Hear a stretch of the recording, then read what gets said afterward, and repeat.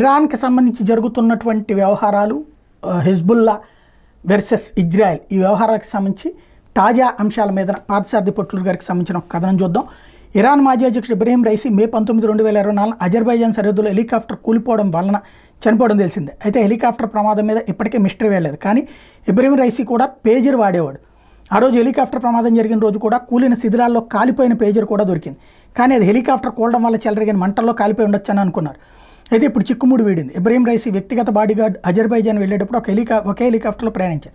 కానీ తిరిగి వచ్చేటప్పుడు మాత్రం రైసీ బాడీగార్డ్ వేరే హెలికాప్టర్లో ఎక్కాడు. అంటే రైసీ హెలికాప్టర్ కూలిపోతుందని బాడీగార్డ్కి ముందే తెలుసు.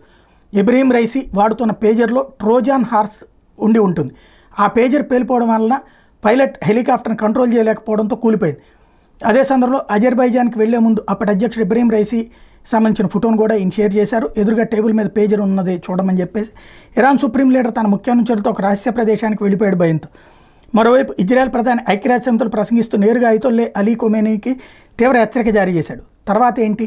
నేరుగా ఇరాన్లోని అండ్ రియాక్టర్ మీద దాడి చేయొచ్చు. IRGC ఇరాన్ రెవల్యూషనరీ గార్డ్ కార్ప్స్కి ఆదేశాలు ఎవరివ్వాలి? అంతా అయోమయంగా ఉంది ప్రస్తుతం ఇరాన్లో.